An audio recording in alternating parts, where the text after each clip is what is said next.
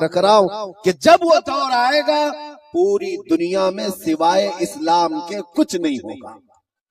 अल्हम्दुलिल्लाह अल्हम्दुलिल्लाहिल हन्नानिल मन्नान अल्लज़ी खलक़ल इंसान व अल्लमहुल बयान वस्सलातु वस्सलामु अला रसूलिही सय्यिदिल इंसी वल जान व अला आलिही व अस्हाबिही ज़विल खैरि वल इहसान अम्मा बअद फ़अऊज़ु बिल्लाहि मिनश शैतानिर रजीम बिस्मिल्लाहिर रहमानिर रहीम इन्नद्दीन इंदल्लाहिल इस्लाम व क़ाल अल्लाहु तआला फ़ी मक़ामिन आख़र वमन यब्तग़ि गैरल इस्लामी दीनन फ़लन युक़बल मिन्हु सदक़ल्लाहु मौलानल अज़ीम व बल्लग़ना रसूलुहुन नबियुल अमीनुल मतीनुल मुख़्तारुल करीम व नहनु अला ज़ालिका लमिनश शाहिदीन वश्शाकिरीन वल्हम्दुलिल्लाहि रब्बिल आलमीन।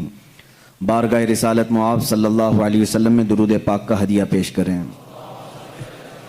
अल्लाहुम्मा सल्लि अला सय्यिदिना व मौलाना मुहम्मदिन मअदनिल जूदि वल करम व आलिही व अस्हाबिहिल किराम व इब्निहिल करीम व बारिक व सल्लिम सलातन दाइमतन सरमदन अबदा।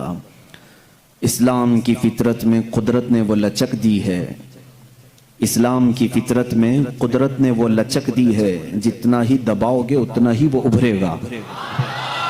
इस्लाम तेरी नब्ज न डूबेगी हश्र तक, इस्लाम तेरी नब्ज न डूबेगी हश्र तक, तेरी रगों में रवां खून है चार यार का।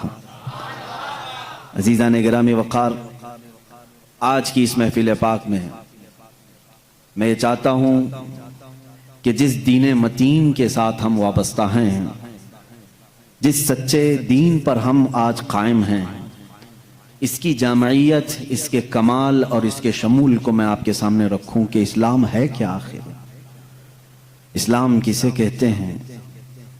और मेरा ये दावा है, बल्कि ये कुरान का फरमान है। अल्लाह रब्बुल इज्जत ने फरमा दिया कि दीन अगर कोई है तो वह सिर्फ इस्लाम है। और अल्लाह ताला ने यह फरमाया, जो इस्लाम के अलावा दूसरा दीन लेकर आएगा क़यामत के दिन वो कबूल नहीं किया जाएगा।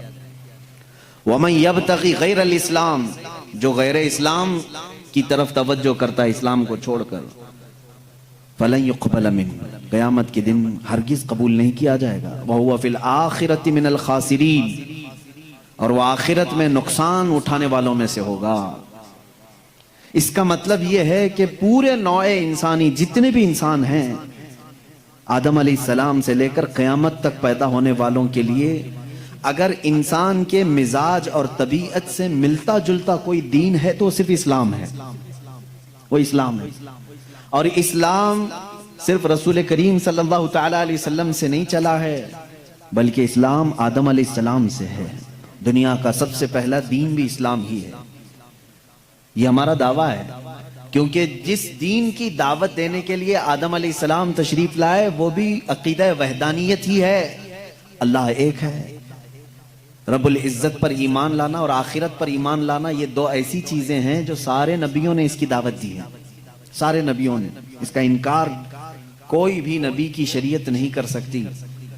आज भी यहूदी हों, ईसाई हों, उनकी भी किताबों में और उनके दीन में यह बात है, खुदा पर ईमान लाना है और आखिरत पर ईमान लाना है। आज वो भी खुदा को मानते हैं, लेकिन उसके साथ किसी और को भी शरीक कर लेते हैं। आखिरत को वो भी मानते हैं। ये दो चीजें ऐसी हैं जिसकी दावत सारे नबियों ने दी है। आज मैं आपके जहन को करीब करना चाहता हूं, क्या हमारे लिए ये बात जरूरी नहीं है कि हम जिस दीन पे चल रहे हैं, जिस इस्लाम पर हमारी पूरी जिंदगी चल रही है, उस इस्लाम के कमाल और उसकी खुसूसियात को भी तो मैं पहचान लूं। आज हाल ये है कि हम मुसलमान घर में पैदा हो गए, इसलिए कभी सोचा ही नहीं कि इस्लाम है क्या। होना ये चाहिए। मैं समझता हूं कि कई ऐसे नॉन मुस्लिम हैं जो यूरोपियन कंट्रीज में हो या अमेरिका, अफ्रीका वगैरह के जो तहकीक करने वाले लोग हैं, वो मुसलमान बच्चों से ज्यादा उन्होंने इस्लाम को पढ़ा है, क्योंकि वो मुसलमान थे नहीं। उन्होंने इस्लाम को बहुत बारीकी से पढ़ा और तब जाकर के वो इस्लाम कबूल भी किए और उनको इस्लाम की अहमियत का अंदाजा भी है। आज मैं ये बातें आपके सामने इसलिए करना चाहता हूं कि हमारा कोई भी बच्चा ये न समझे कि कोई हल्का फुल्का दीन है जो मोहल्ले से चला है। अगर ये हल्का फुल्का दीन होता तो 14 सदियों तक चल भी नहीं सकता। बहुत सारी जमातें आई, बहुत सारी सोसाइटियां आई, लेकिन उनका जमाने के साथ वजूद खत्म हो गया। तंजीमें, तहरीकें, कमेटियां, ये सब वजूद में आती रहती हैं। और कई दीन भी आए, बहुत सारे दीन भी आए, लेकिन वो उनके शख्सियात के साथ खत्म हो गई। इसीलिए हम ये कहते हैं कि रसूल करीम सल्लल्लाहु ताला अलैहि वसल्लम की वफात के बाद दीन इस्लाम खत्म नहीं हुआ, बल्कि ये बढ़ता ही रहा, बढ़ता ही रहा। इसलिए कि अल्लाह ताला ने इस दीन को इंसानों की तबीयत के बिल्कुल ऐन मुताबिक बनाया है। इसको एक्सेप्ट करने में कोई भी इश्काल नहीं है। कोई ये नहीं कह सकता कि इसमें ऐसी चीज है, इतनी हार्ड है कि मैं कर नहीं पाऊंगा। जैसे मैं इसकी कुछ खुसूसियात आपको बताऊंगा। इस्लाम दीन फितरत है। दीन फितरत किसे कहते हैं जानते हैं आप? जो हमारे फितरत के मुताबिक हो। फितरत क्या है? मिसाल के तौर पर इंसान की फितरत है खाना खाना। आप खाना खाते हैं, सब लोग खाते हैं। भूख लगती है इंसान को, और वो भूख लगने पर क्या करेगा? खाना खाएगा। नींद लगती है, ये इंसान की फितरत है, सोता है। हंसता है, रोता है, ये इंसान की फितरत है। ये तमाम चीजें ऐसी हैं जो इसकी पैदाइशी हैं। भूख लगना इंसान की फितरत है। अब अगर मैं ऑर्डर दे दूं कि तुम दिन भर, बल्कि 1 महीने तक, 2 महीने तक छू भी नहीं सकते खाने को, तो इसका मतलब क्या हुआ? मैंने फितरत के खिलाफ बात किया, इंसान की फितरत के खिलाफ। आपको मैं ये कहूं कि तुम 48 घंटे तक सो नहीं सकते, पलक झपक नहीं सकते, तो गोया कि मैंने फितरत के खिलाफ बात किया। इंसान की फितरत इसको एक्सेप्ट नहीं करेगी, क्योंकि उसकी तबीयत में सोना है, आराम करना है, पैदाइशी है।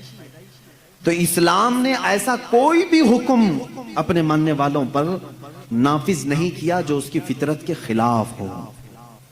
उसकी फितरत के खिलाफ कोई भी हुक्म नहीं हो।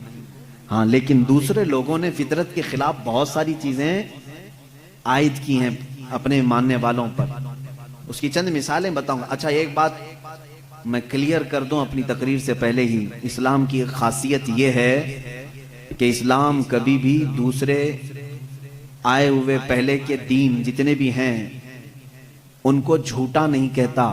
चाहे वो ईसाईयत हो, यहूदियत हो, तौरात, इंजील, जबूर, इन तमाम चीजों को इस्लाम ने झूठा नहीं कहा।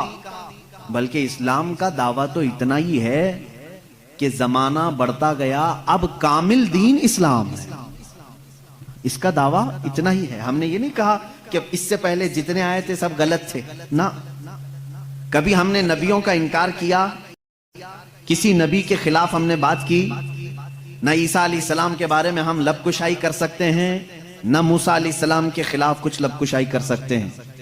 यहूदी जिन नबियों को मुकद्दस मानते हैं, ईसाई जिन नबियों को मुकद्दस मानते हैं, शरीयत इस्लामिया ने अगर उनके नबी होने की तस्रीह कर दी तो हम अपनी जान से ज्यादा उनसे मोहब्बत करते हैं। हम उनकी तौहीन नहीं कर सकते। अदना सी भी तौहीन किसी नबी की तो इस्लाम से निकल जाएगा, किसी भी नबी की। इसी तरह जो आसमानी किताबें आई हम उनका इनकार नहीं करते। तौरात, इंजील, जबूर, उसका अगर तुम इनकार करोगे तो काफिर हो जाओगे, इस्लाम से निकल जाओगे। लेकिन हमारा अब दावा इतना ही है कि वो अपने जमाने के नबी थे, वो किताबें अपने जमाने की थी। अब जो जमाना आया मेरे आका सल्लल्लाहु अलैहि वसल्लम के बाद से लेकर कयामत तक, इस जमाने के लिए अगर सूटेबल कोई किताब है तो वो कुरान है, और अगर कोई कबूल करने जैसा मजहब है तो इस्लाम है। ये हमारा दावा है। अब इसको मैं साबित करूंगा। जैसे ईसाइयों पर अल्लाह तबारक व तआला ने कभी ये हुक्म नहीं फरमाया था कि वो शादी ना करें। इन्होंने अपने आप पर इस तरह का सन्यास लेने का खुद से, जैसे रहबानियत, इनके यहाँ राहिब बनते हैं, नन होती हैं, जिंदगी भर शादी नहीं करेंगे। पादरी शादी नहीं करेगा, पॉप वो किसी से शादी नहीं करेगा। शादी करना ये इंसान की फितरत है। हर मर्द के अंदर औरत की ख्वाहिश पैदाइशी है, यानी अल्लाह ताला ने उसके जिस्म में ये रखा है कि औरत से वो करार हासिल करे, तस्कीन हासिल करे। मर्दों को अल्लाह ने ये खुसूसियत दी है, सिफत दी है। और औरतों के भी अंदर अल्लाह ने ये रखा है कि उनका मैलान या उनकी तवज्जो मर्दों की तरफ है, लेकिन उसको इस्लाम ने एक हलाल तरीके से बांधा है, वो निकाह के जरिए से। अब अगर किसी पर पाबंदी लगा दें, अगर मैं कह दूं कि मेरे जितने करीब के हैं, जितने मानने वाले हैं, इनमें से कोई भी औरत को टच नहीं करेगा जिंदगी भर। तो ये मैंने फितरत के खिलाफ बात की, ये फितरत के खिलाफ बात की। मैं बोल नहीं सकता कि तुम शादी ना करो, निकाह ना करो। और इस्लाम ने कभी भी ऐसी पाबंदी नहीं लगाई। ईसाइयों ने अपने ऊपर लाजिम कर लिया कि जो इनका मजहबी होगा, रिलीजियस होगा, वो औरतों को नहीं छुएगा। कितनी हैरत की बात है। मालूम है आपको, आज दुनिया में विमेन राइट्स की बात ईसाई करते हैं जो खुद निकाह नहीं करते। जो पादरी निकाह नहीं करता, कभी औरत को अपने साथ नहीं रखता, वो वुमेन राइट्स की बात करता है। हैरत नहीं होती? कुछ नन ऐसी हैं जिनको जिंदगी भर के लिए पाबंदी लगा दी गई कि अब तुम किसी मर्द की बीवी बन नहीं सकती। संन्यास ले लिया उसने, वो कभी ये रास्ते पर आ नहीं सकती। ये फितरत के खिलाफ है और हमने इसके अंजाम देखे हैं, बल्कि अखबारों ने आप सबको बताया भी होगा। हकीकत है कि जब फितरत के खिलाफ कोई बात की जाती है तो वो चंद दिन तक तो चल सकता है, लेकिन फिर कहीं गायबाना तौर पर लावा फूट ही जाता है। और उसका अंजाम देखा है कि कई चर्च ऐसे निकले जहां पर राहिबों ने नन और दूसरे आने वाले भक्तों को ही नहीं बख्शा। ये हालात हुए हैं। इसकी वजह यह है कि फितरत के खिलाफ यहां पर हुक्म दिया, या उन्होंने खुद अपने आप को इस तरह का किया। इसी तरह से बाज दूसरे मजाहिब में भी सन्यास लेने के जो तरीके बताए गए हैं, इस्लाम उसका कायल नहीं है। इस्लाम मुआशरती मजहब है, सबके साथ रह करके जीने वाला मजहब है। अगर दुनिया को तर्क करने का मतलब यह होता कि इंसानों में ना रहा जाए, तो कभी रसूल करीम सल्लल्लाहु अलैहि वसल्लम मदीने जैसे शहर में रहते ही नहीं, जंगल में जाकर के रहते हैं, किनारा कशी इख्तियार कर लेते हैं। लेकिन इस्लाम मुआशरती मजहब है, यानी लोगों के दरमियान रहने का मजहब है, दीन है। हम सन्यास नहीं लेते। एक सहाबी, 3 सहाबा हुजूर सल्लल्लाहु ताला अलैहि वसल्लम के हुजरे के बाहर खड़े होकर के ये बातें कर रहे थे। हुजूर सल्लल्लाहु अलैहि वसल्लम रात को इबादत के लिए खड़े होते तो आधी रात गुजर जाती थी। तो तीनों ने देख करके कहा, ये तो बख्शे हुए हैं, ये मासूम है, इनसे कोई खता नहीं हुई, उसके बाद इतनी इबादतें हैं इनकी, हम जैसों को तो क्या करना चाहिए, बड़ी इबादत करनी चाहिए। जब रसूल इतनी इबादत कर रहे हैं, तो उन तीनों सहाबा में से तीनों ने क्या किया जानते हैं? एक ने ये उस दिन वादा कर लिया, आज के बाद से मैं कभी किसी औरत के पास जाऊंगा ही नहीं, जिंदगी भर के लिए औरत के करीब नहीं जाऊंगा।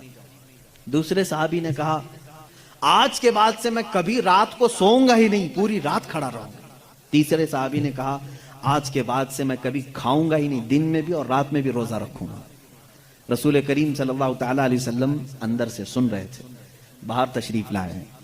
और मेरे आका सल्लल्लाहु ताला अलैहि वसल्लम ने पूछा, तुम में से कौन कौन है जो ये बातें कर रहा था?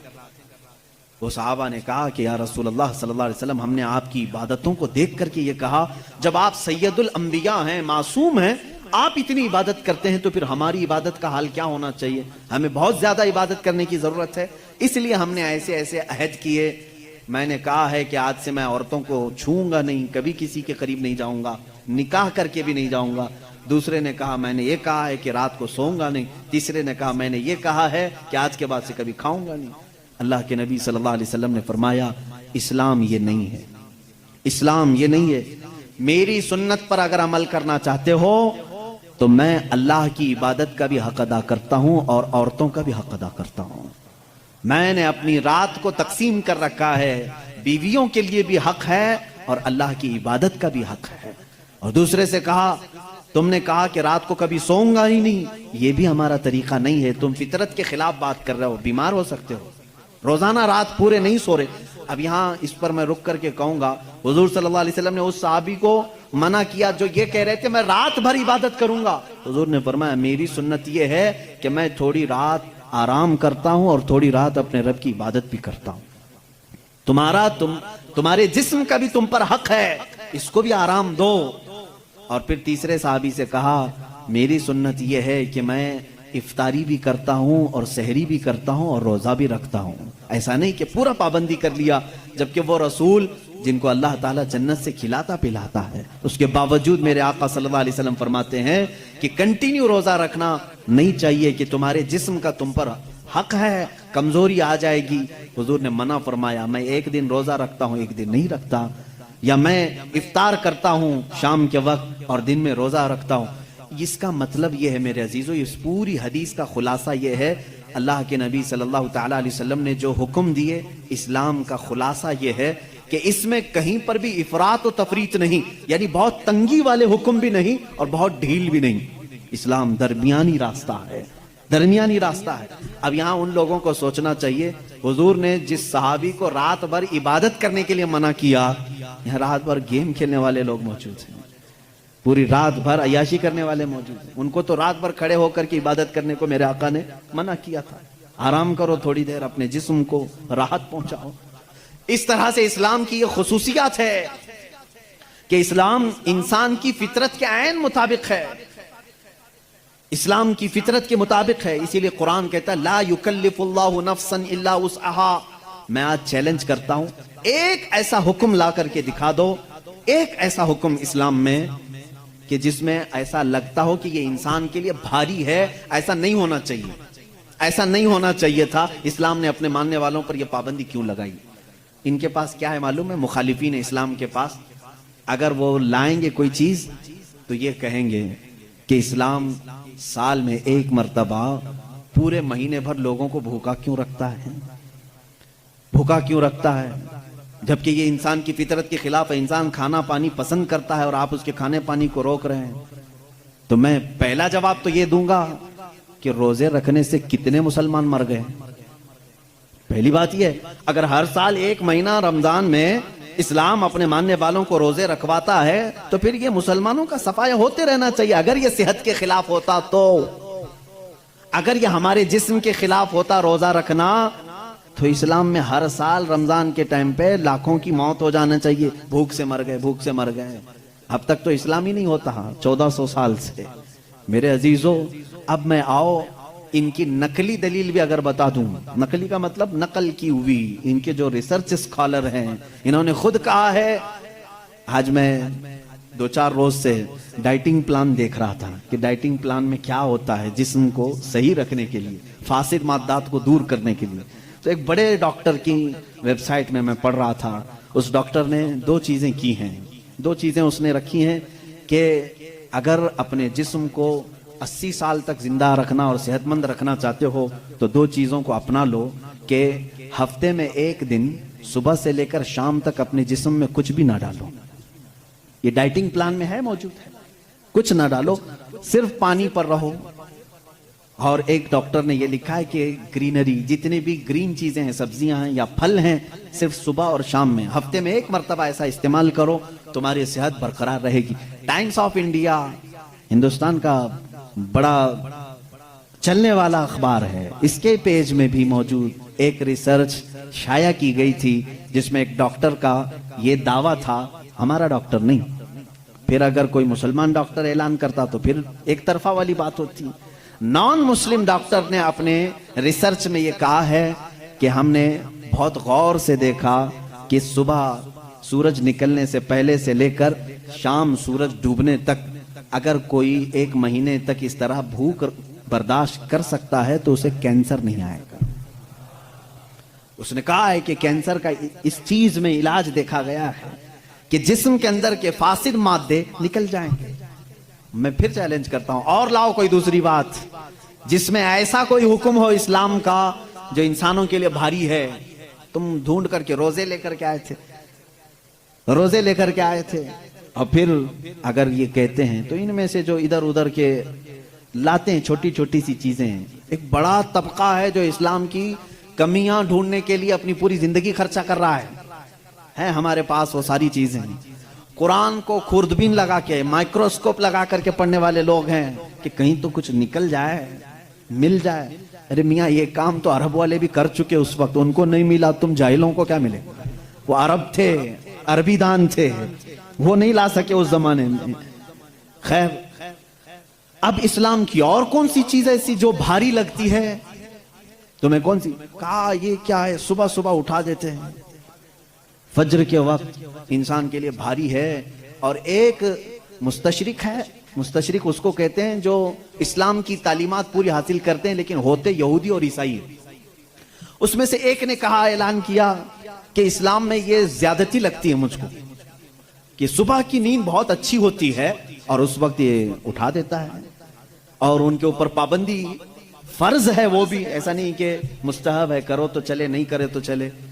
उसने दावे में ये भी लिखा है कि ये मैं अपने से नहीं कहता कि ये भारी है, बल्कि खुद मुसलमान भी ये कहते हैं, वो फज्र में नहीं जाते। उसने सारे मुसलमानों का हवाला दिया और लिखा कि देखो जाकर के उनकी मस्जिदों में फज्र में ये लोग नहीं आते। इसका मतलब है कि ये भारी चीज है जो इस्लाम ने इनके ऊपर डाल रखी है, ये भारी चीज है इस्लाम ने डाल रखी है। मुझे उसी वक्त फौरन ये क्लिक हुआ कि ठीक है, ये तो इन लोगों की सुस्ती और काहिली है जो इन्होंने अपने तौर पर अपने जिस्म को ऐसा बनाया है, वरना फ्रेश रहने वाले हर इंसान को हमने देखा है कि वो फज्र में जॉगिंग के लिए निकलता है। जो फ्रेश रहने वाला है, जो अपने जिस्म को तंदुरुस्त रखता है, डॉक्टर्स हों या दीगर जो बड़े बड़े तबके के लोग हों, सबको हमने देखा कि आप एक्सरसाइज के लिए सबसे सूटेबल वक्त कौन सा समझते हैं, तो कहते हैं फज्र का वक्त। सुबह ठंडी हवा होती है, जिस्म के अंदर बहुत अच्छी फीलिंग आती है। मेरे अजीजों, बताओ आखिर इस्लाम ने अपने मानने वालों पर एहसान किया है या ज्यादती की है? ये इस्लाम चाहता है कि ये फ्रेश रहें, अपनी तबीयत को खुशहाल रखें, बल्कि वादा भी ये किया गया है कि जिसने फज्र की नमाज पढ़ी अल्लाह ताला पूरे दिन उसको मुसीबतों से महफूज करेगा। फरिश्ते उस दिन का रिस्क उसे देकर बरकतें साथ दे करके जाते हैं। तुम कहते हो ये ज्यादती है, नहीं पढ़ रहे हैं अलग बात है, लेकिन मैं नहीं समझता कि इस्लाम ने ये ज्यादती की है। ला युकल्लिफुल्लाहु नफ्सन इल्ला वुसअहा। मैं इस्लाम की इन्हीं तमाम बातों, मैं उनके जवाबात आपके सामने आज ले आया हूं, थोड़ी सी चीजें। फिर चल करके एतराज ये आया, चलें ठीक है, आपके कहने के मुताबिक सही तो है, इस्लाम सुबह उठाता है फायदे के लिए उठाता है, तबीयत अच्छी रहती है, खुशहाली रहती है, सेहत अच्छी रहती है, हम मानते हैं। लेकिन और भी कुछ चीजें हैं इस्लाम में जो सख्ती है, जो सख्त है। वो क्या क्या चीजें हैं सख्त है इनके दिमाग के एतबार से, वो मैं आपको बताता हूं। इस्लाम दीन फितरत है, ये मेरा चैलेंज है, तबीयत के ऐन मुताबिक बना हुआ है, और मैं अगर दूसरे मजाहिब को छेड़ूं तो बात बहुत दूर हो जाएगी, बहुत तवील हो जाएगी, क्योंकि मेरा ये मिजाज नहीं है कि दूसरों की खराबियां लेकर के सबके सामने बैठूं, और खराबियां ढूंढना अच्छी बात भी नहीं। हम तो अच्छाइयां बयान करते हैं। अब मैं आपको बताऊं कि तीसरी एक और चीज जिसको ये कहते हैं कि इंसान, इस्लाम जो है औरतों को बराबरी नहीं दी है, ये इनकी एक ज्यादती है इस्लाम में। मैंने पूछा कौन सी बराबरी चाहते हो आप, कौन सी बराबरी? कहा बहुत सारी पाबंदियां हैं, उसको नकाब में रख करके अंदर बंद करके रखते हो, उसको बाहर जाने की इजाजत नहीं है, जैसे तुम घूमते फिरते हो वैसे उसको नहीं घुमाते फिराते, तुम औरतों को पाबंद रखे हो। और दूसरा एक और एतराज इनको कि औरतों की फीलिंग के साथ तुम खिलवाड़ करते हो, 4-4 शादियों की इजाजत देते हो। अभी तो हमने एक ही किया है, फिर भी उनको तकलीफ है। 4-4 की इजाजत इस्लाम ने, तो उसका अलग जवाब है कि औरतों के साथ ये ज्यादती है या इंसाफ है। पहली बात तो यह है कि उनको बंद रखते हो, एक कमरे में कैद रखते हो, और यही मगरिबी तहजीब के दिलदादा कुछ इस्लामी मुल्कों में आकर के औरतों का दिमाग भी खराब कर रहे हैं, आकर के उन औरतों को भड़का रहे हैं कि तुम बाहर निकलो बैनर लेकर के, हमारा जिस्म हमारी मर्जी चलेगी, हमारे ऊपर कोई पाबंदी नहीं चलेगी। हर जगह ये चल रहा है आज, और ये लोगों को बताना ये चाहते हैं कि इस्लाम ने औरतों पर ये सख्ती की है, इनको बराबरी का दर्जा नहीं दिया है। कौन सी बराबरी तुम चाहते हो, कौन सी बराबरी? ये सिर्फ जिस्म के ख्वाहिशमंद लोग औरत को ये समझते हैं कि ये नाचने वाली चीज है, औरत को ये समझते हैं कि ये सिर्फ हमारे खाने वाली चीज है, इसके साथ खेलने वाली चीज है, तुम उसको बराबरी समझ रहे हो। मैं कहता हूं उन माओ और बहनों से, तुम इनकी बराबरी के को पसंद करते हो या फिर इस्लाम ने जो तुम्हें बराबरी दी है वो क्या है? आओ रसूल करीम सल्लल्लाहु अलैहि वसल्लम के फरामीन तो सुनो। मेरे आका ने फरमाया, जिसने एक बेटी की परवरिश की और उसको शादी करके दिया, उसको कयामत के दिन जन्नत में ले जाना मेरा जिम्मा है। मेरी शफाअत उस पर वाजिब है। हुजूर अकरम सल्लल्लाहु अलैहि वसल्लम ने फरमाया, बेटी के लिए जिस अरब ने दफनाया था उस जगह मेरे आका ने ऐलान किया। तुम कहते हो इस्लाम इनके ऊपर सख्तियां करता है। यूनान जो उस वक्त का बहुत सुपर पावर रहा है, औरतों के हक में वो लोगों का क्या ख्याल था, आज भी पूछ करके बताएं मुझको। वो कहते थे कि औरत जो है सबके साथ जीने वाली मखलूक नहीं, उसे 5-5 जंजीरें पहनाते थे, 2 हाथ में, 2 पैरों में, गले में। उसकी निशानियां आज भी औरतों के पास बाकी हैं, लेकिन शक्ल बदल गई है।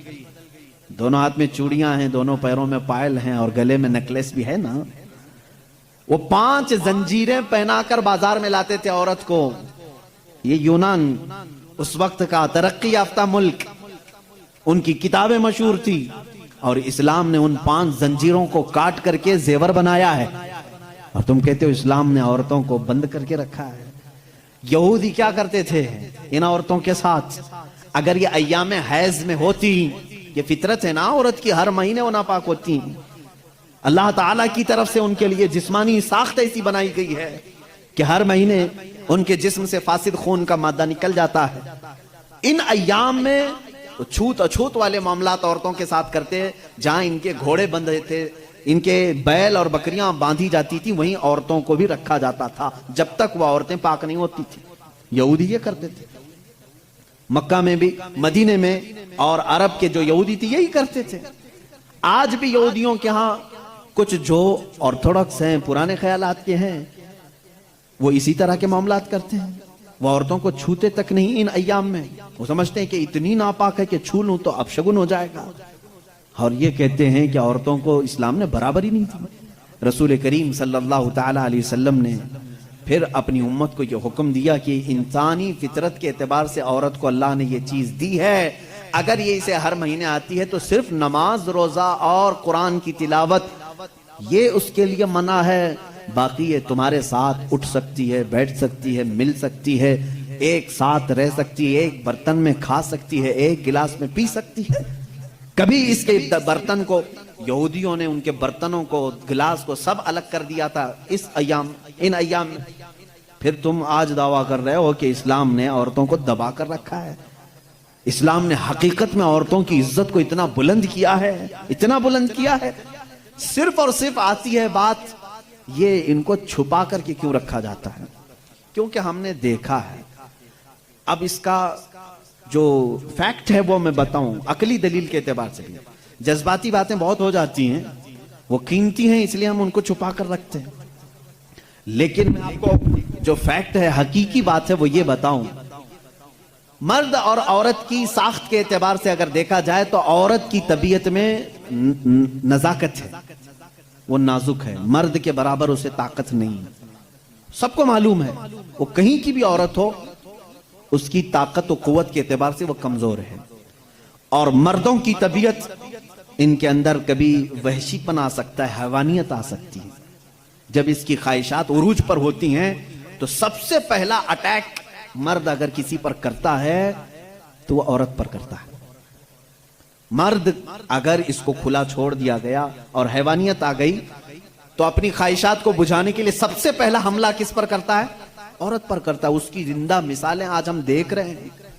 जहां किसी तनहा औरत को 4 गुंडों ने पा लिया तो उसके साथ क्या करते हैं? कुत्ते भी इस तरह से नहीं करते जिस तरह से ये कर जाते हैं। उसके साथ रेप भी किया, जिना भी किया, ख्वाहिशें पूरी की और उसको फाड़ करके भी फेंक दिया। जानवर कोई ऐसा करता है? जानवर भी इस तरह से नहीं करता। इसका मतलब यह है, रिपोर्ट ये बताती है पूरी दुनिया की कि मर्द के अंदर अगर शहवत का गलबा ज्यादा हो गया और उस वक्त औरत उसे सामने नजर आ गई तो फिर ये अपनी हैवानियत पर उतर कर सकता है, उसका रेप भी सब कुछ कर सकता है। इसलिए इस्लाम ने हमा वक्त औरतों को कहा कि पता नहीं कहां दरिंदे हैं, तुम हमेशा अपने आप को महफूज रखो। ये नहीं कि पिकनिक पर जाओ तो नाक पर स्कार्फ लगा लो, यहां बुरे लोग हैं, खाली यही कपल अच्छे हैं, दूसरों की नजर पड़ जाएगी। इस्लाम ने हर वक्त के लिए औरत को यह कहा है कि तू अपनी हिफाजत की जिम्मेदारी खुद रख ले, इसलिए कि तेरे जिस्म को देखने के बाद कई ऐसे मर्द हैं जिनकी ख्वाहिशात अंगड़ाइयां लेती हैं और फिर वो हमला कर सकते हैं। तुम्हारी जान का भी खतरा है इसमें, सिर्फ इज्जत लूटने का नहीं, जान का खतरा है। रेप के बाद कत्ल होते हुए नहीं देखे? अभी साल नहीं गुजरा होगा, हैदराबाद में, दिल्ली में कितने वाकयात हुए अच्छे पढ़ी लिखी लड़कियों के साथ, हो अच्छे बड़े घर की लड़कियों के साथ ये मामलात हुए कि नहीं हुए? अब ये जब हम जवाब देते हैं तो वो ये कहते हैं कि मर्दों को आप तलकीन करें कि वो औरतों को छेड़छाड़ ना करें। ये तो ऐसी बात हो गई कि गोश्त को खुला रख करके कौवों को नसीहत करो, बेटा अच्छे से रहो, अखलाक में रहो। अरे कौवा है, वो गोश्त खुला रखा है, हम कौवों को सुधार नहीं सकते लेकिन गोश्त को ढक तो सकते। हमारे पास यही फार्मूला है, हम कहां पूरे दुनिया के मर्दों की आंखों को संभालें। हालांकि कुरान ने हर मोमिन को कहा है वकुल्लिल मुमिनीना यगुद्दू मिन अबसारिहिम, ऐ महबूब सारे ईमान वालों से कह दें कि वो अपनी आंखें नीची रखें। इस्लाम ने समझा तो दिया है मर्दों को, लेकिन इनकी सिक्योरिटी का भी एहतमाम किया है, जिसको ये समझ रहे हैं कि ये पाबंदी बहुत ज्यादा है, बहुत मुश्किल है, ये पाबंदी है बहुत ज्यादा मुश्किल है। जिन लोगों ने कहा था कि ये इस्लाम की जोर जबरदस्ती है, औरतों को इतना कैद करके रखते हैं, बेचारे आज 12-12 घंटे हॉस्पिटल में पूरा का पूरा नकाब पहने हुए हैं, पूरा का, और ऐसा नकाब पहने हुए हैं कि हवा भी आना मुश्किल हो जाती है। और हम तो बुरके बेचने वाले मशहूर थे, बुरके बेचने वाले मशहूर थे, आज पूरी मगरिबी दुनिया मशहूर हो गई। पीपी किट नाम रखा है तुमने, बुरके ही बेच रहे हो, बेच रहे। हम तो सिर्फ हिफाजत औरतों के जिस्मों की कर रहे थे, तुमने तो बुरका अब मर्दों को भी पहना है, सबको पहना है। अब इनसे पूछो क्यों अब सख्ती नहीं है? ये किसी के जिस्म को इतना ढांक करके रखना ये जोर जबरदस्ती नहीं है? तुम कहते हो इस्लाम इतनी सख्ती लेकर के आया है कि औरतों को बंद करके रखा। अब ये जवाब नहीं, वायरस फैला हुआ है, वायरस फैला हुआ है, जिस्म को लग ना जाए। अरे नादान, यही तो 1400 साल से हम कह रहे थे, इंसानों की आंखों का वायरस भी फैला हुआ है, कहीं हमारी बच्चियां गैर महफूज ना हो जाएं, कहीं किसी के जिस्म में ये बातें, ये आंखों का जहर सरायत ना कर जाए, इनके दिल बहक ना जाएं। और मैं बहुत पहले से कहता आ रहा हूं, तहकीक ये बताती है कि मर्द की आंखें जब इसमें ख्वाहिश पैदा होती है ना, एक जहरीला मादा निकलता है, जहरीला मादा निकलता है। आप देखो गौर से किसी चीज को, नजर लगती है ना, सबका ये तो मामूल है, नजर लगती है, वो उसकी नजर लग गई, इसकी नजर लग गई, तकरीबन सब लोग मानते हैं नजर लगती है, और इस्लाम भी कहता है अल ऐनु हक्कुन, नजर लगती है। बल्कि मेरे आका सल्लल्लाहु अलैहि वसल्लम ने यहां तक फरमाया, मेरी उम्मत में सबसे ज्यादा मौत अगर किसी कारण से होगी तो नजर बद से होगी। हुजूर ने फरमाया है, तबई नेचुरल डेथ के बाद, नेचुरल तबई मौत के बाद अगर किसी वजह से, किसी बीमारी से सबसे ज्यादा मौत होती है तो नजर बद से होती है। वो पता नहीं होता सबको, उसकी अलामतें तक हुजूर सल्लल्लाहु अलैहि वसल्लम की अहादीस में गिनाई गई हैं। नजर बद हो जाए तो कैसे पता चलेगा? जिस्म के अंदर कैसी तब्दीलियां होती हैं कि पता चल गया कि नजर लगी है, वो फिर कभी मैं अर्ज करूंगा। लेकिन नजर लगती है ये सबको मालूम है। और जदीद तहकीकात के एतबार से भी अगर मैं आपको बात करूं, फूल को अगर ज्यादा देर तक तुम देखते रहोगे तो मुरझा जाएगा, क्योंकि हमारी आंखों का जहर उस पर पड़ता है और उसकी तबीयत मुरझा जाती है। वो जितना अपने टहनी में लग करके जितनी देर तक ताजा रह सकता है, तुम्हारे हाथ में आने के बाद उतनी देर ताजा नहीं रहेगा, क्योंकि कुछ बैक्टीरिया हमारे अंदर हैं और आंखों से निकलने वाली चीजें भी हैं। इसी तरह से औरतों का जिस्म इतना नरम है और नाजुक है कि बाहर के जहरीले मादे उनके जिस्म पर पहले असर करते हैं। मर्दों के जिस्मों पर कम, लेकिन औरतों के जिस्मों पर ज्यादा असर करते हैं। अब कोई वहशी दरिंदा जिसकी निगाहें जहर फेंक रही हों और किसी लड़की का जिस्म नंगा हो, वो बगैर लिबास के हो, तो जाहिर सी बात है उसके जिस्म के अंदर जैसी ही वो नजरें जाती हैं, उसके दिल में भी बुराइयों की ख्वाहिशें पैदा होना शुरू होती हैं। एक तरफा नहीं होती ये सब चीजें।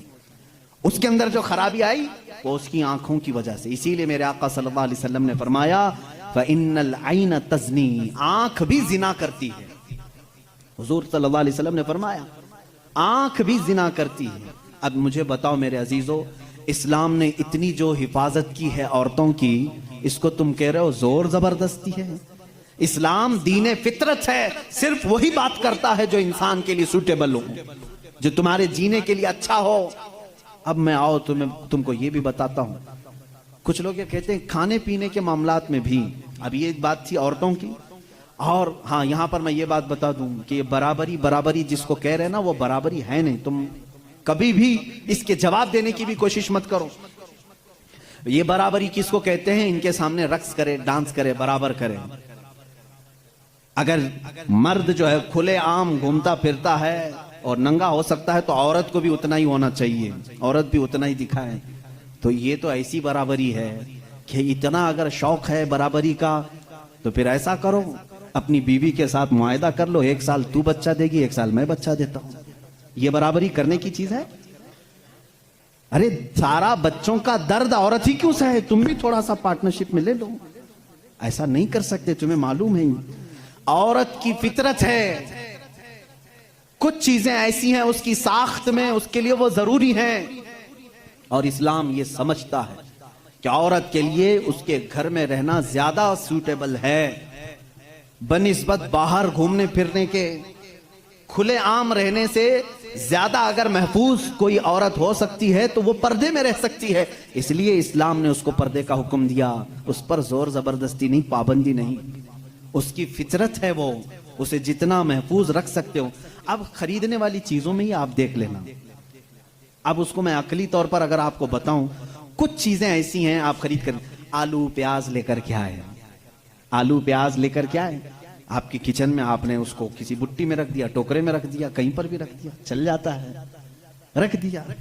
लेकिन साथ में आपने कुछ गोश्त खरीदा, कुछ टमाटे, कुछ दही, बाहर नहीं, फ्रीजर में रखना पड़ता है। भाई इनको दोनों को बराबरी दो।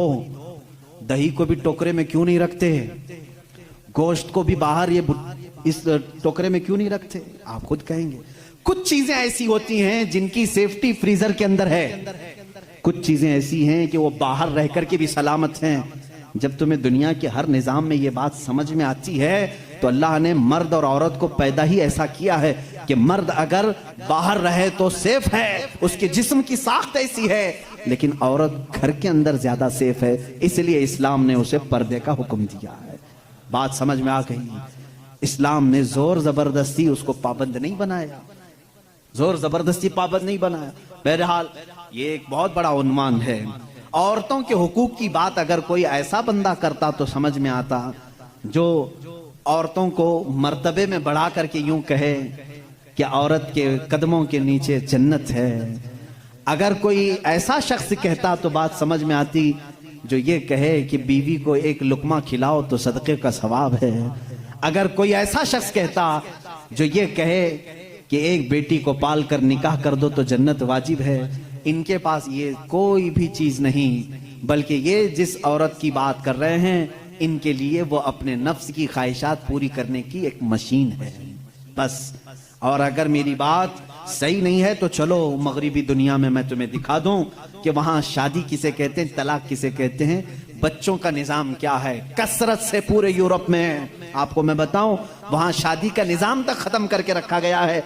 जो लड़की पसंद आई उसके साथ रहते रहो, बच्चे भी हो जाएंगे। 2-2 बच्चों के बाद वो लोग फैसला करते हैं आप शादी कर लें।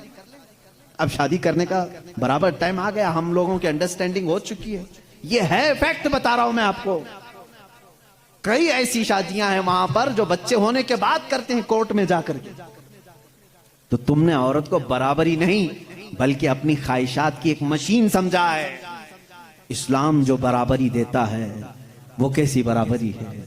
ये इस्लाम ही तो है जो औरत को इतनी इज्जत के साथ घर लाने का हुक्म देता है, इतनी इज्जत के साथ। अगर उसको कुछ खुराफाती लोगों ने बुरा कर दिया तो अलग बात है, बल्कि हमारे यहाँ जो निकाह का सिस्टम है वो इतना पाकीज़ा है कि मर्द को कहा गया है कि औरत के आने से पहले अपने घर का इंतजाम हो जाए। वो कहाँ ला करके रख रहा है, बल्कि औरत को इसी तरह से भगा कर लाने का निजाम इस्लाम में नहीं है, बल्कि औरत के लिए एक बाज़ाब्ता पूरी महफिल का इनेकाद होता है। उसकी रजा पूछी जाती है, पहले उससे पूछा जाता है तू राजी है या नहीं। बहुत सारे ऐसे दीन हैं, बहुत सारे ऐसे रिलीजियन हैं, मैं नाम फिर नहीं जिक्र कर रहा हूं, जहां पर औरतों को इजहार राय का हक ही नहीं। उनके बड़े जो फैसला कर लिए वो हो गई बात। चाइना में बहुत सारे ऐसे कबीले आज भी हैं जहां उनके माँ बाप अपनी बच्चियों को ले जाकर किसी के भी कोठे पर छोड़ जाती हैं, जहां उन्हें पसंद आ जाए। इस्लाम औरत की इज्जत इतनी देता है, जब तक वो अपनी रजा का इजहार नहीं करती काजी की मजाल नहीं कि वो निकाह पढ़ा सके। हम खुद खड़े रहते हैं जब तक इजाजत नहीं आती। पहले हम औरत की इजाजत लेकर के आते हैं और फिर औरत को उसका हक महर देने का हुक्म भी मर्द को दिया गया है कि वो तुम्हें अपनी जिंदगी छोड़कर आ रही है, अपना घर छोड़ करके आ रही है, उसका हक महर अदा करो। और लाने के बाद जानते हैं मेरे आका सल्लल्लाहु ताला अलैहि वसल्लम की तालीमात क्या है? अल्लाहु अकबर। हुजूर अकरम सल्लल्लाहु अलैहि वसल्लम ने ताकीद के साथ फरमाया है कि औरतों के साथ सख्ती ना करो। अपने आखिरी खुतबे में हुजूर ने अरफात के मैदान में ये बात तक फरमाई, औरतों के मामलात में अल्लाह से डरो, हद से ज्यादा ना बढ़ो, औरतों के साथ इतनी सख्ती ना करो। मारने को मना किया, कभी इनके चेहरे पर ना मारना, कभी इनके खानदान को ताना ना मारना, कभी इनको इतनी बुरी गाली ना देना कि दिल टूट जाए। ये तमाम अहकाम इस्लाम ने इसी औरत की इज्जत ही के लिए तो दिए हैं। और फिर जिस वक्त वो आए, बुजुर्गों ने ये रिवाज भी रखा है कि हम अपनी बेटियों को अपने घरों से कुरान पाक देकर के रुखसत करते हैं, कुरान के साथ उसे भेजते हैं। और घर लाने के बाद जानते हैं, ये आला हज़रत रज़ियल्लाहु ताला अन्हु ने लिखा भी है। आला हज़रत फरमाते हैं, जब नई दुल्हन घर में आए तो उसके पैरों का धोवन जो है वो अगर घर के चारों कोनों में डालो तो बरकत आए। वो आ रही है, अपना रिस्क लेकर के आ रही है, अपना रिस्क लेकर के आ रही है।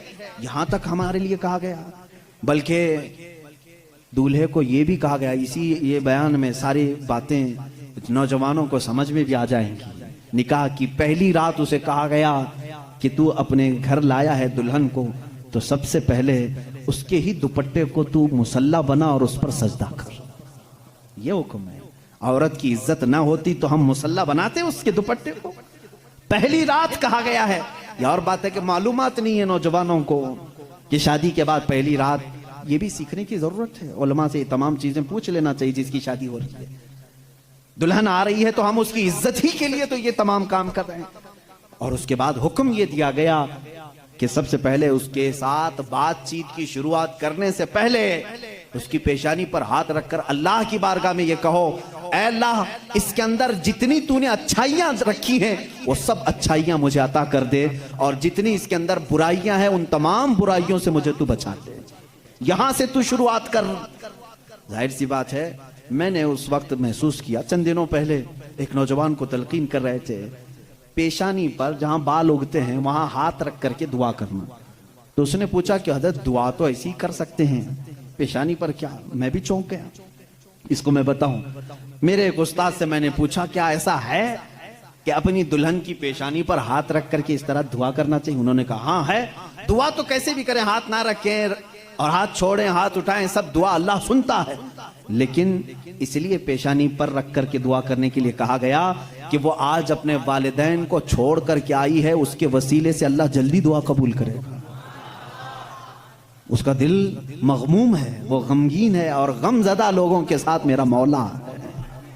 वो अपने वालिदैन को छोड़ करके तेरे घर आई है, वो मगमूम है, बहुत गमज़दा है। आज उसकी पेशानी पर हाथ रख करके दुआ करो। मेरा उसी दिन ये जहन समझ गया कि इस्लाम ने औरत को वो मकाम दिया है, वो इज्जत दी है।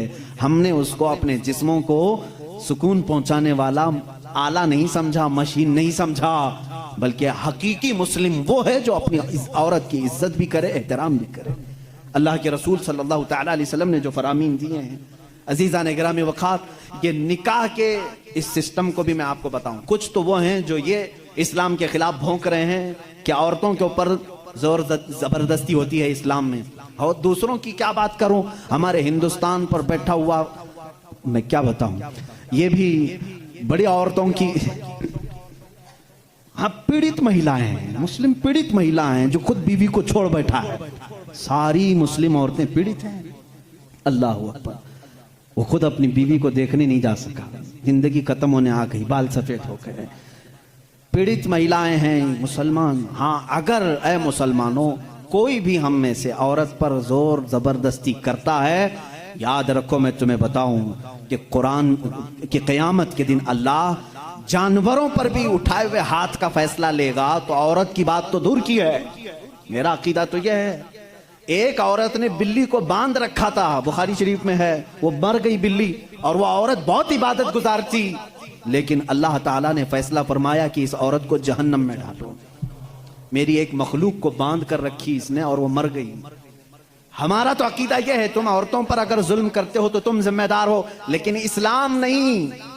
इस्लाम वो कामिल दीन है। ये बेचारे क्या पढ़ पाएंगे जिनको कभी ढंग की स्पेलिंग नहीं आती। कभी हाँ, ये एक ऐसा होता है कि डमरू बजाओ तो कोई नाचता है। इसी तरह से कुछ लोग पीछे से कुछ लिख करके दें, कुछ बयान करने के लिए, तो कुछ लोग कह जाते हैं, उनको खुद नॉलेज नहीं होती। ऐसे ही कुछ लोग इस्लाम पर भी भोंकते हैं। अब अगर ये टॉपिक अगर मैं छेड़ूं 3 तलाक के, तो और बड़े मामलात हैं। 3 तलाक के लिए इस्लाम ने जोर जबरदस्ती की है। औरतों पर जुल्म है, ये पीड़ित हैं, ये महिलाएं, इनको इंसाफ दिलाना चाहिए। 3 तलाक देना, पहली बात ये समझे ही नहीं। आप तो समझते हैं ना, इस्लाम में फजर की नमाज फर्ज है, जोहर की नमाज फर्ज है ना, असर मगरिब इशा फर्ज है, तलाक देना फर्ज है, फर्ज है। तो इतना क्यों नहीं समझ रहे? कौन कहता है कि हर मुसलमान 3 तलाक देना फर्ज समझता है? अरे वो एक एग्जिट रास्ता है। हम कभी भी किसी भी बंदे को निकाह पढ़ाते हैं तो तलाक का नाम तक नहीं लेते। अगर जिक्र कर दिया ना कि मैं 5 साल के बाद तलाक देने के लिए निकाह कर रहा हूं, तो निकाह ही हराम हो गया। बल्कि मैं कहता हूं, अगर तुमने निकाह में यह कह दिया 80 साल के बाद मैं छोड़ दूंगा, या 80 साल का एक कॉन्ट्रैक्ट है मेरा, तो निकाह नहीं है वो निकाह नहीं, उसको मुता कहते हैं। हम निकाह में कभी वक्त मुतय्यन नहीं कर सकते, बल्कि हम तो लाइफ टाइम के लिए निकाह कर रहे होते हैं, लाइफ टाइम के लिए। लेकिन इंसानी जिंदगी में कई मामलात ऐसे आते हैं कि मिजाज नहीं जम सकता। जरूरी नहीं है कि हर आदमी का मिजाज दूसरे से जम जाए। कभी ऐसा हो गया तो उसके लिए ऑप्शन रखना चाहिए कि नहीं रखना चाहिए? उसके लिए ऑप्शन रखना चाहिए कि नहीं रखना चाहिए? अरे मियां, तुम किसी को गाड़ी में बिठा करके भेज रहे हो और उससे ये कहो कि चलना ही है, अगर वो पूछ ले गाड़ी के पहिए दोनों पंचर हो गए तो क्या करूं, कहा फिर भी चलना ही है, ये जुल्म है, ये ज्यादती है। उससे ये कहना चाहिए कि अगर गाड़ी के पहिए पंचर हो गए, टायर पंचर हो गए, तो करीब में गैरेज है, खोल करके बदलवा लो। माकूल बात है कि नहीं? अगर बीच रास्ते में नहीं, तुम पाबंदी लगा दे, नहीं टायर नहीं बदलना, पंचर हुई उसी से चलना, ये ज्यादती है कि नहीं? अब मैं आपको बताता हूं, 2 टायर लेकर के चले थे शादी के बाद, 2 टायर हैं और दोनों चल रहे हैं तो ठीक है, एक भी पंचर हुआ तो क्या करो? ये कहते नहीं, पंचर टायर के साथ ही चलो। अरे भाई, कहीं और गाड़ी गड्ढे में गिर जाएगी। हुक्म ये होना चाहिए कि अगर पंचर हो गया तो टायर चेंज कर सकते हो, तुम्हारे लिए ऑप्शन होना चाहिए। बस इस्लाम का तकाजा सिर्फ इतना ही है कि अगर किसी की जिंदगी में अनबन हो गई, नहीं बन पाई, तो उसके लिए एक ऑप्शन है कि औरत को, वो भी एक साथ 3 तलाक नहीं, उसको हराम करार दिया गया है। शरीयत में एक वक्त में 3 तलाक दे देना हराम है। मैं इसका बबांगे दोहल आज ऐलान करता हूं, अगर कोई एक ही साथ अपनी औरत को तलाक तलाक तलाक इस तरह 3 बार कह देता है तो उसने हराम काम किया, गुनाह किया, नाजायज काम किया है। अगर छोड़ना भी है तो उसको इस्लाम ने तरीका बताया है।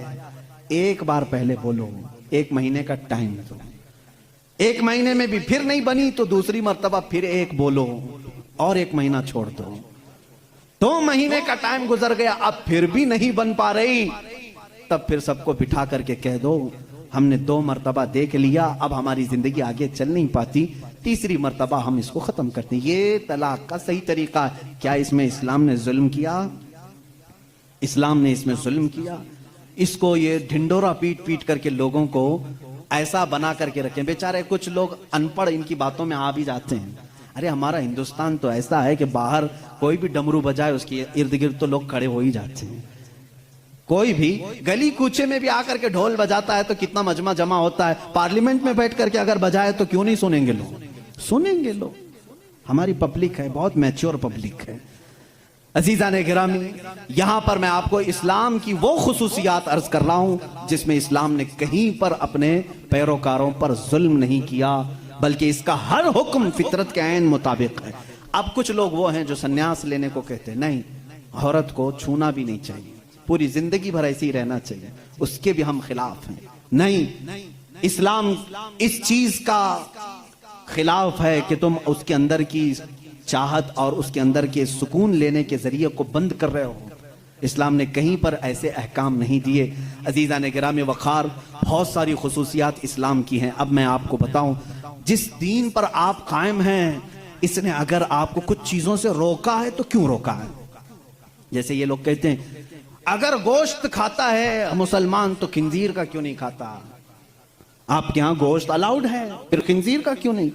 यूरोप पूरा डेवलप कंट्रीज हैं, वहां पर बहुत ज्यादा तरक्की याफ्ता ममालिक हैं, वो लोग खुल करके खाते हैं, मजे लेके खाते हैं। आखिर इस्लाम में क्या है?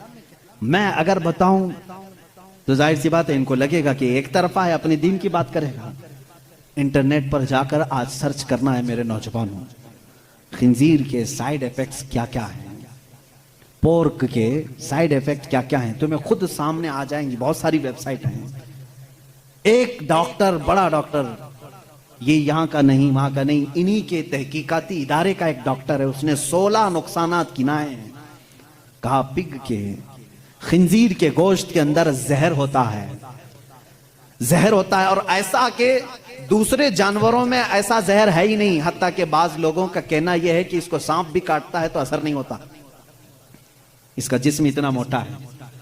बाहर की चीजें ये बहुत जल्दी जज्ब कर लेता है। इसका गोश्त खाना इस्लाम ने इसलिए मना कर दिया कि ये इंसानों का भी पैखाना खाता है, इसके अंदर गलाजत की आदत ज्यादा है। और जदीद तहकीकात में आज अमेरिका के और दीगर ममालिक के डॉक्टर्स ने यह भी कहा कि सबसे ज्यादा चर्बी इसी जानवर के अंदर होती है, और यह सबसे ज्यादा जिस्म के अंदर कोलेस्ट्रॉल बढ़ाने में मदद करता है। हत्ता के खिंजीर का गोश्त खाने वालों पर तहकीक की गई, उनके ऊपर तहकीक की गई, तो ये बात सामने आई कि उनके अंदर हैवानियत, सेक्स करने की आदत बहुत ज्यादा पाई गई, बहुत ज्यादा पाई गई, हैवानियत ज्यादा आ गई, शर्म और हया नहीं रही। इसीलिए देखते नहीं पूरे अंग्रेज नंगे रहते हैं, उनके अंदर हया नहीं रह गई। जिस्म को छुपाना वो पता नहीं अपने लिए क्या समझते हैं, छोटे हल्के हल्के कपड़े पहन के चलते हैं, औरतें भी हो मर्द भी हो, एक छोटा सा अंडरवियर पहन लिया, ऊपर कुछ लगा लिया।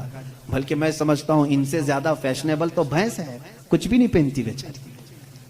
कपड़े नहीं पहनना अगर फैशन है तो ये भैंस बहुत फैशनेबल है, बैल बहुत फैशनेबल है, कभी कुछ नहीं पहनता।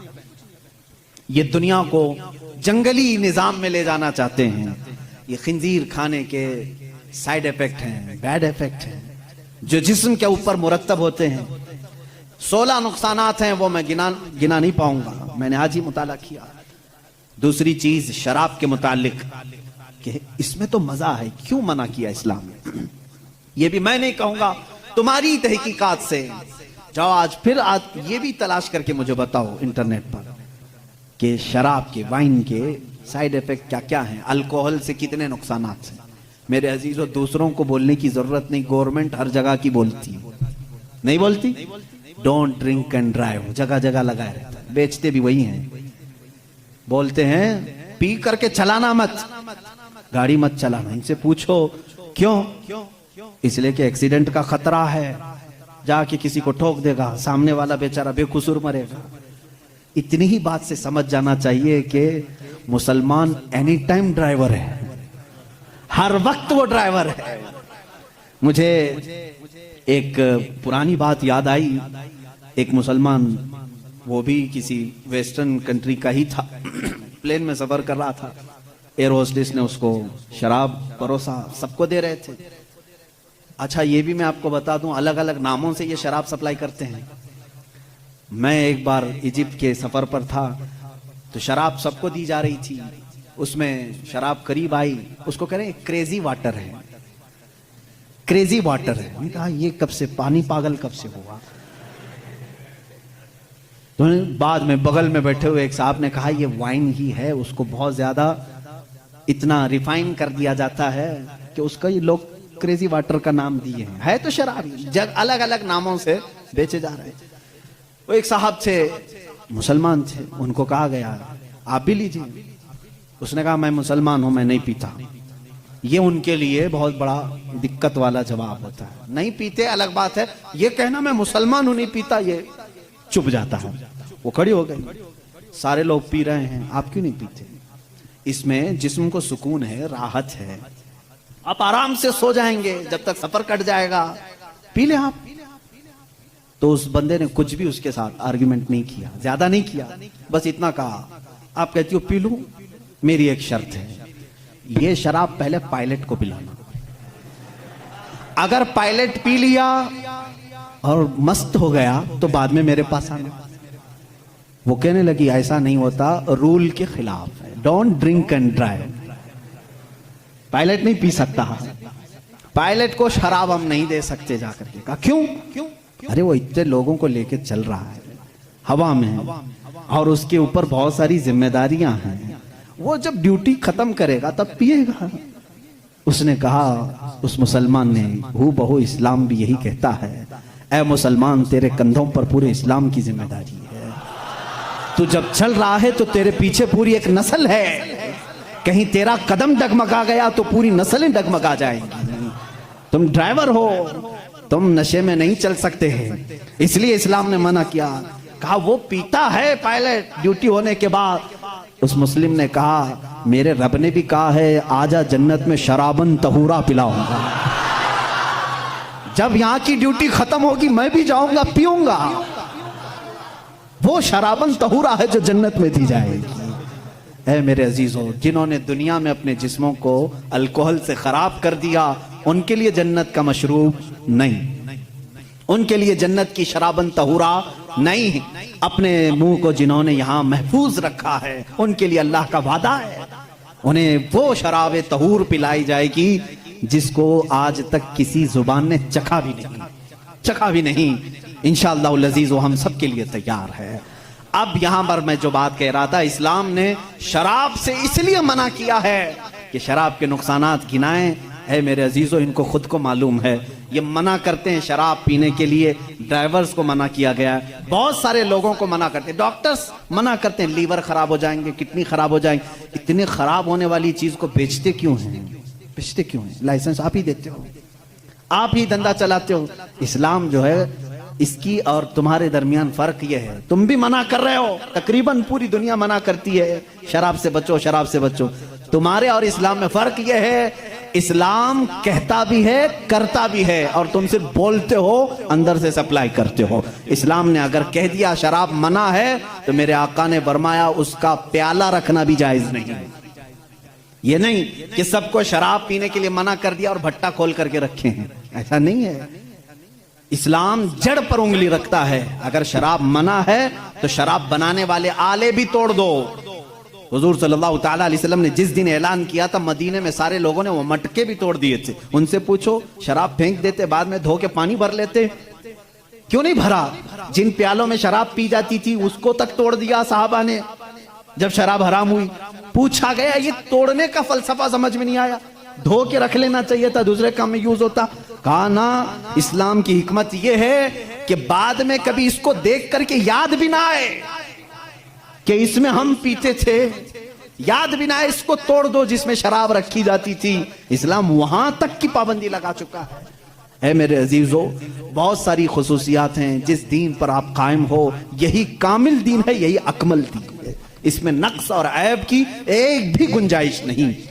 मेरा टॉपिक और तवील था, लेकिन वक्त की गुंजाइश नहीं है, हमें जल्दी बात समेटने का कहा भी गया है। कल से इंशाअल्लाह अज़ीज़ मैं और जल्दी शुरू करने की कोशिश करूंगा, ताकि आप तमाम हजरात अपने वक्त पर जल्द से जल्द पहुंच जाएं। आखिरी मेरी चंद बातें ये सुन लो, जिस दीन फितरत पर आज हम सब अमल कर रहे हैं, ऐ मेरे गयूर नौजवानों, मैंने कल भी ये बात कही थी कि कभी अपने आप को हल्का मत समझना। तुम जिस दीन पर कायम हो, फख्र से कहोगे कि मैं मुस्लिम हूं, फख्र से कहोगे अल्हम्दुलिल्लाह मैं इस्लाम पर हूं। क्योंकि दुनिया आज इस तरह के प्रोपेगेंडे फैला रही है, ये टीवी मीडिया के जरिए, ये दज्जाली मीडिया है जो पूरे बैठे हुए हैं, ये दज्जाल की फौज है, पूरे हक को बातिल बनाना, बातिल को हक बना करके पेश करना। इनको देखें, मुसलमानों के बारे में थोड़ी सी बात मिले कहीं पर भी उसको ला करके प्रोपेगेंडा फैलाया जाए, डिबेट के लिए बुलाया जाए, जर खरीद मौलवियों को बुला करके उनको जलील किया जाए। ये सारे काम क्यों करते हैं जानते हैं आप? ये टीवी शोज में सिर्फ इसलिए कि ये नौजवान अपने आप को गिल्टी फील करे, अरे क्या यार मैं गलत कर दिया, मुसलमान हो गया।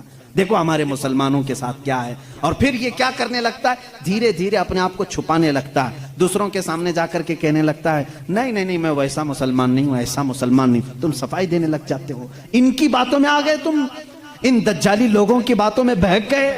तुम्हें फख्र से कहना चाहिए था, तुम जिसकी का प्रोपेगेंडा कर रहे हो मैं उस मुसलमान को नहीं मानता जो गलत करता है। मैं तो जिस मुसलमान को अपना आइडियल समझता हूं वो हैदर कर्रार है। मैं जिस मुसलमान को आइडियल समझता हूं वो उस्मान इब्न अफ़्फ़ान है। मैं जिसको आइडियल समझता हूं वो उमर फारूक है। मैं जिसको आइडियल समझता हूं वो सिद्दीक़ अकबर है। बल्कि मेरा पूरा नमूना जिंदगी अगर किसी के इर्द गिर्द घूमता है वो मोहम्मदुर रसूलुल्लाह है। मैं किसी ऐसा का आशिक नहीं हो कि तुम मुझे ब्लेम करो कि तुम कमजोर लोग हो, तुम लोग ऐसे हो वैसे हो ना। मैं कभी भी इस्लाम को हल्का नहीं समझता। हो सकता है मेरे से खराबियां हो जाएं, गलत काम हो जाए, लेकिन मेरा दीन हल्का नहीं है। मेरा दीन हल्का नहीं है। तुम हमेशा प्राउड फील करो, हमेशा अपने आप को फख्र से महसूस करो।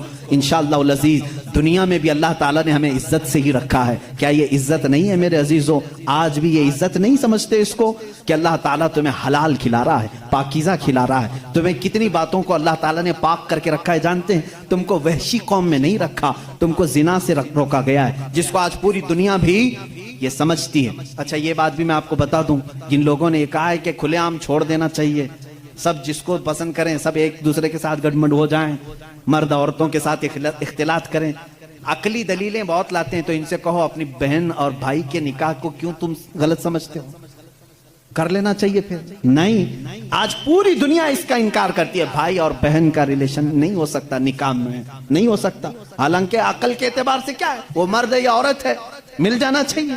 नहीं तस्लीम करते ये, फिर हमको कहते नहीं अखलाक ऐसे नहीं है कि बहन के साथ निकाह नहीं करना चाहिए। मेरे अजीजों, इस्लाम अखलाक ही तो सिखाता है, अखलाक ही तो सिखाता है कि हम मर्दों को ये हुक्म देते हैं हर एक औरत के साथ तुम दस्त दराजी नहीं करोगे, बल्कि वही औरत तुम्हारे लिए हलाल होगी जिसके साथ निकाह का एग्रीमेंट करके आओगे। हम हर औरत पर अपने हाथ चलाने और अपने हुक्म झाड़ने की बात नहीं करते, बल्कि वही औरत तुम्हारी जिंदगी का हम सफर बनती है जिसको तुमने सबके सामने अलल ऐलान कबूल किया है। हम छुप करके किसी औरत को ले जाने के कायल नहीं, बल्कि मेरे आका ने फरमाया जब निकाह हो तो ऐलान करो, सबको ऐलान करके बताओ कि मैं फलां के साथ अब वाबस्ता हो चुका हूं।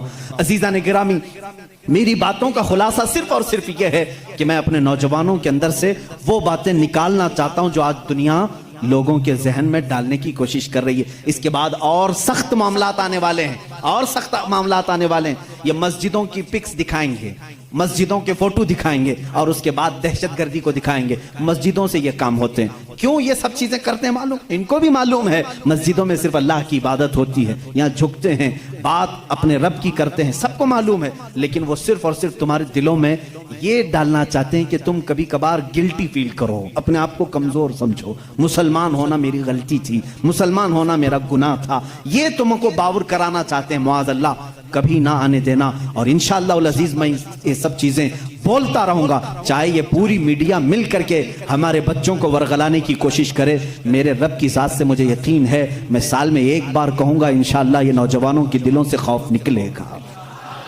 निकलेगा, खौफ निकलेगा। आप अपने फख्र के साथ इस्लाम से वाबस्ता रहेंगे, इसलिए कि मैं किसी मुजरिम दीन से ताल्लुक नहीं रखता, मैं किसी पापी दीन से ताल्लुक नहीं रखता, बल्कि मैं उस दीन से वाबस्ता हूं जहां रसूल करीम सल्लल्लाहु तआला अलैहि वसल्लम ने हमें यह सिखाया है कि अगर सिद्दीक़ अकबर के पास एक यहूदी औरत दरखास्त लेकर के आती है, मुझे मदीना सेफ नहीं लग रहा, मुझे यमन जाने दो, यहूदी थी, सिद्दीक़ अकबर के पास उसने दरखास्त दी। हजरत अबू बकर सिद्दीक ने ऊँटनी मंगवाई, 2 सहाबा, जवान सहाबा से कहा इसको यमन तक छोड़ाओ। किसकी औरत थी? हमारी नहीं, यहूदी औरत थी।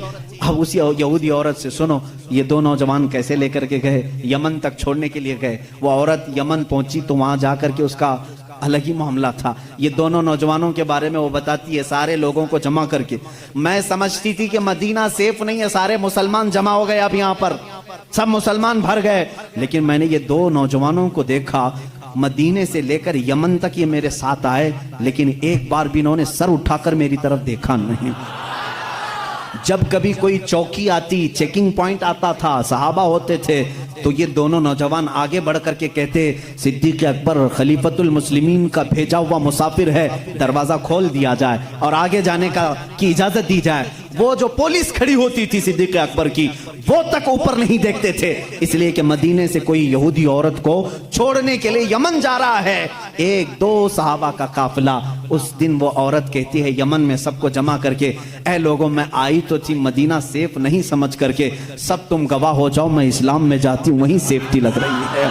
हमें वो मुआशरा मेरे रसूल ने अता किया है। रसूल करीम सल्लल्लाहु तआला अलैहि वसल्लम ने गिरतों को संभाला है, उठाया है, एक मुकद्दस मुआशरा हमें दिया है। सूद का खात्मा मेरे आका ने किया, और वो भी अरफात के मैदान में खड़े होकर के हुजूर ने फरमाया, ये सूद की जहालत को मैं अपने पैरों से रौंदता हूँ। मेरे आका ने क्या फरमाया, सूद को मैं रौंदता हूँ, जिसको आज अलग अलग नाम दे रहे होंगे, बड्डी कहो, ब्याज कहो, ये हुजूर अकरम ने मना फरमा दिया, रसूल करीम सल्लल्लाहु अलैहि वसल्लम ने। और आज ये तरक्की याफ्ता दुनिया जिसको आज कह रहे हैं, चाहे वो अमेरिका हो, इजराइल हो, यूरोप हो, ये सब के सब आज सूदी निजाम पर चल रहे हैं। पूरा का पूरा इनके यहाँ क्रेडिट का जो सिस्टम है, सूद का जो निजाम है, पूरी दुनिया को सूद खिला रहे हैं। आज सारी बैंकों का निजाम इन्होंने सूदी बनाकर रखा है। क्या ये जोर जबरदस्ती नहीं है? एक जरूरतमंद को पैसे देना और उसकी जमीन हड़प लेना, उससे ज्यादा मांग लेना। इस्लाम तो ये कहा है कि अगर किसी को कर्ज की जरूरत है तो बगैर 1 रुपया भी फायदा दिए उसे कर्ज दे सकते हो, तो दो। ये इस्लाम है। बल्कि हजरत उमर के जमाने में एक ऐसा शख्स भी आ गया जो किसी से कर्जा लिया था, दे नहीं रहा था, उसने आकर के मुकदमा कर दिया हजरत उमर के पास, और वो रोने लगा। जो कर्जदार था वो रोने लगा, पैसे कुछ भी नहीं है। मदीने वाले ने मुकदमा कर दिया कि ये बाहर का आदमी है, मुझसे कर्जा लिया, बाहर का आदमी है, मदीने का नहीं। हजरत उमर ने कहा, पैसे वापस कर रहा है या क्या करेगा? कहा, मैं अपने गांव जाकर के लेके आ सकता हूँ, मेरे पास तो नहीं है। कहा, तू गांव जाकर वापस आएगा, क्या गारंटी? यहाँ भी बैंकें गारंटी लेती है ना। उमर फारूक रज़ियल्लाहु ताला अन्हु ने पूछा, कोई गारंटी है? कहा, मुझे मदीने वाले कोई भी नहीं जानते। हाँ, वो था मुसलमान या जो भी रहा हो, मजबूर था, मजलूम था, पैसे नहीं थे। पूछा मदीने वालों में से कोई इसकी गारंटी लेगा, कोई गारंटर बनेगा, जामिन बनेगा? तो कोई नहीं था। एक साहबी उठे, हजरत अबू दरदा। कहा हजरत उमर से कि मैं इसकी गारंटी लेता हूं। कहा, कितने दिन की? कहा, उस शख्स से पूछा गया, कब तक आएगा? कहा, 2 दिन में आऊंगा। हजरत उमर ने कहा, अबू दरदा तुम नहीं पहचानते इसको, अगर ये 2 दिन बाद नहीं आया तो तुझे जेल में डालेंगे, तैयार है? कहा, ठीक है, तैयार है। वो चला गया। 2 दिन गुजर गए, फिर अदालत लगी। वो जिसका कर्ज था वो भी आया था, अबू दरदा भी आए हुए हैं। थोड़ी देर गुजरी, मगरिब का वक्त हुआ, वो शख्स आ गया, पैसे लेकर के आया हजरत उमर के पास। कहा, बड़ा एहसान आपका, आपने 2 दिन का टाइम दिया, मैं अपना कर्ज लेकर के वापस आ गया हूं। थोड़ा सा कर्ज था, उस पर इंटरेस्ट नहीं, जितना लिया था उतना ला कर दिया, मामला खत्म हुआ। लेकिन अचानक जानते मामला बदल गया। जिसका कर्ज था वो आया हजरत अमीरुल मोमिनीन के पास। कहा, मैं माफ करता हूं, मुझे नहीं चाहिए पैसे इसके, इसको वापस दे दें, ये गरीब है, जरूरतमंद है, दे दें इसको। हजरत उमर ने कहा, यही बात 2 दिन पहले क्यों नहीं की? वो गया गांव जाकर के लेके आया, आज तुम इसको माफ कर रहे हो? कहा, अमीरुल मोमिनीन से। अमीरुल मोमिनीन, मैं घर गया तो उसके बाद मुझे ऐसा लगा दिल में कि एक मजबूर जो कर्ज में फंसा हुआ है, अगर मैं आज माफ नहीं करता तो कहीं दुनिया ये ताना ना दे दे कि मोहम्मद के गुलाम माफ नहीं करते। मैंने सिर्फ मेरे आका की तरफ तवज्जो की, इसलिए मैंने आज माफ कर दिया कि कोई उंगली मेरे रसूल की तरफ ना उठाए। हजरत अबू दरदा उसी वक्त खड़े थे। कहा, हजरत अमीरुल मोमिनीन ने, तुम पहचानते भी नहीं थे, कैसे इसकी गारंटी ले ली? उन्होंने भी यही कहा, अमीरुल मोमिनीन, देखा मजमा सन्नाटा है, कोई नहीं उठ रहा, मैं सिर्फ इसलिए उठा कि बाद में दुनिया ये ना कहे कि मोहम्मद के गुलामों में दोस्ती यारी भी खत्म हो चुकी है, मदद करने का जज्बा ही खत्म हो गया है। इसलिए मैं खड़ा हो गया कि जानता हूं या नहीं जानता हूं, मैं मदद के लिए खड़ा तो हो जाऊं, कहीं मेरे नबी को कोई ये ना कहते। वो शख्स जो कर्जा लेकर के आया, अमीरुल मोमिनीन ने उससे पूछा, आखिर तू गया था, जा सकता, गायब हो गया, तुझे कौन पकड़ने आता? उसने कहा, अमीरुल मोमिनीन, 2 दिन से इसी बेचैनी में था, चाहता तो भाग जाता, इसलिए लौट आया कि बाद में दुनिया ना ये ना कहे कि मोहम्मद के गुलाम वादा खिलाफी करते हैं, गद्दार ना कहें रसूल के गुलामों को, इसलिए हम लौटाए। मेरे नबी ने वो इस्लाम दिया है, सूद के निजाम को खत्म फरमाया है। और हुजूर सल्लल्लाहु अलैहि वसल्लम ने फरमाया, जोर जबरदस्ती किसी पर नहीं। हमारे यहाँ किसी काले पर किसी गोरे को फजीलत नहीं, किसी लंबे को किसी नाटे पर फजीलत नहीं, किसी भी बड़े आदमी को अमीर को गरीब पर फजीलत नहीं, बल्कि हमारे यहाँ फजीलत अगर है किसी को सिर्फ तकवा और परहेजगारी पर है।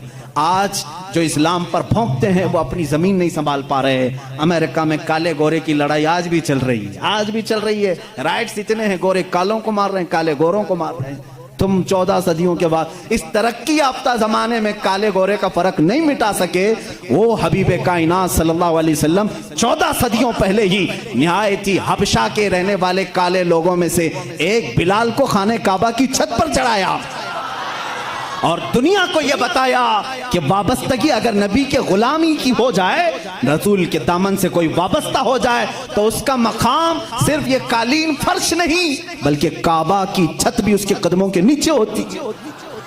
उमर हजरत बिलाल हबशी को हुजूर ने चढ़ाया कि नहीं चढ़ाया? फतह मक्का के दिन हजरत अबू बकर थे, हजरत उमर थे, हजरत उस्मान थे, हजरत अली थे रज़वानुल्लाह अलैहिम अजमाइन। इनमें से किसी को खड़े करके कहते चढ़ो ऊपर अजान दे दो ना। हजरत बिलाल को क्यों कहा? पूरी दुनिया को यह बताने के लिए अमीरी गरीबी गुलाम आका का फर्क इस्लाम ने मिटा दिया। अब आका वो होगा जो रसूल का गुलाम होगा। अजीजा ने गिरामी वखार, इस्लाम उस दीन को कहते हैं जिसमें ऊंच नीच का फर्क नहीं, जहां अमीरी गरीबी ये सारे सिस्टम नहीं। ये कास्टिज्म कहां से इस्लाम में नहीं। अगर तुम बिरादरी के फर्क करते हो तो ये जहालत है। हमारे यहाँ इन तमाम चीजों की मजम्मत की गई है और ये इस्लाम पर भौंकने वाले लोगों से फिर मैं कहता हूं जरा अपने दामन में झांक करके देख लो। आज भी तुम्हारे यहाँ मार तोड़ है। इस बिरादरी का आदमी इस बिरादरी से शादी नहीं कर सकता। अरे राजस्थान में आज भी है, छोटी बिरादरी वालों को अगर वो आकर के पानी के गिलास को हाथ भी लगा दिए तो उनका गिलास तोड़ दिया जाता है। आज भी है। दलित लोगों के साथ आज भी ये नाइंसाफी है। हिंदुस्तान की बात कर रहा हूं। और इस्लाम उस दीन को कहते हैं जहां सब अमीर गरीब एक हो गए। इसीलिए शायर ने कहा था, शायर मशरिक ने, कि आ गया ऐन लड़ाई में गर वक्त नमाज। ये इस्लाम का फलसफा है। आखिरी में मैं समझा रहा हूं इस्लाम की इक्विलिटी को, मसावत को तुम क्या समझ सकोगे। आज ये जो बराबरी के हुकूक की बात करते हैं, मैं इनसे कहता हूं जरा कभी किसी दलित को पंडित बना के दिखाओ।